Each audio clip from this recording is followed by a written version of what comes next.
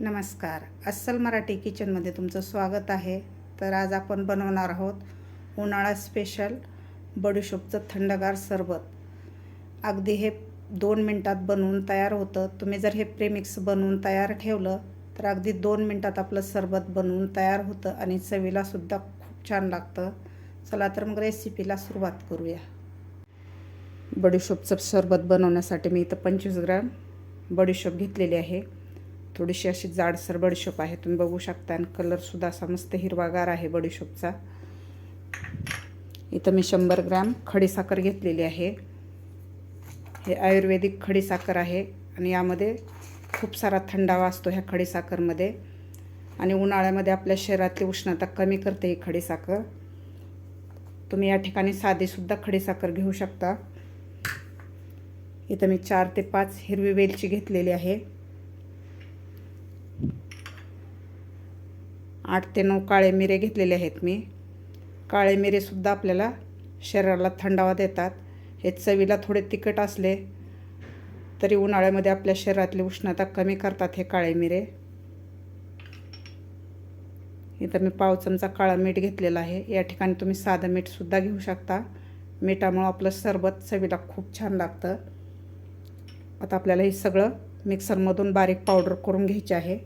सुरुवातीला आपल्याला खडीसाखर थोडीशी बारीक करून घ्यायची आहे, म्हणजे मिक्सरला व्यवस्थित बारीक होते. अशा प्रकारे मी खडीसाखर थोडीशी बारीक करून घेतलेली आहे. आता मी इथे एक मिक्सरचं भांडं घेतलेलं आहे. आता यामध्ये आपल्याला घालायची आहे फोडून घेतलेली खडीसाखर, सोप, हिरवी वेलची, काळे मिरे आणि काळं मीठ.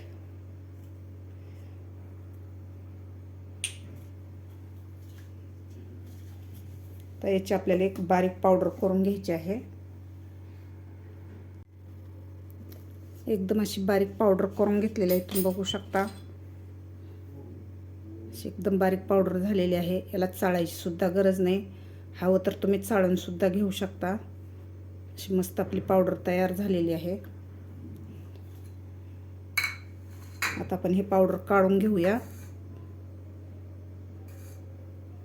तुम्ही एका काचेच्या भरणीमध्ये हे पावडर काढून वर्षभर सुद्धा वापरू शकता. अगदी 2 मिनटात ह्या पावडरपासून आपलं बडीशोपचं सरबत तयार होतं.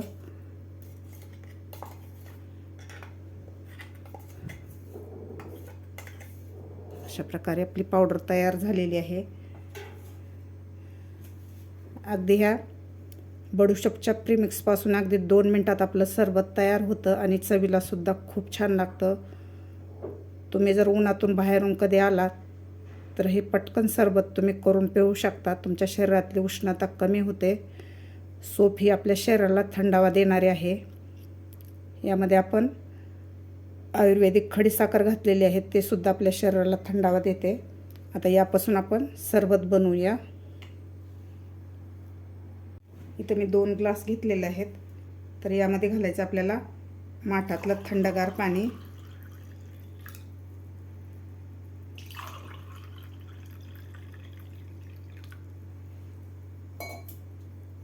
तर यामध्ये आपल्याला हे बडीशोपचं प्रेमिक्स घालायचं आहे. इथं मी एका ग्लासामध्ये 2 चमचे घालणार आहे. तुमच्या आवडीप्रमाणे तुम्ही कमी जास्त करू शकता.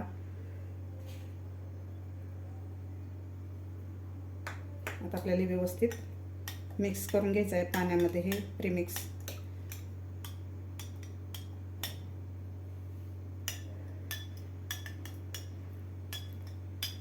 हवं तर तुम्ही यामध्ये लिंबू घालू शकता किंवा सब्जा घालू शकता, पण मी हे असंच बनवणार आहे. ओरिजिनल फ्लेवर येतो आपल्या बडीशोपच्या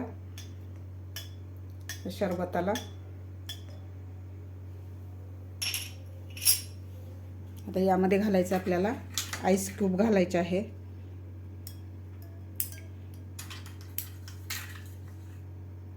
असं मस्त आपलं थंडगार बडीशोपचं सरबत तयार झालेलं आहे.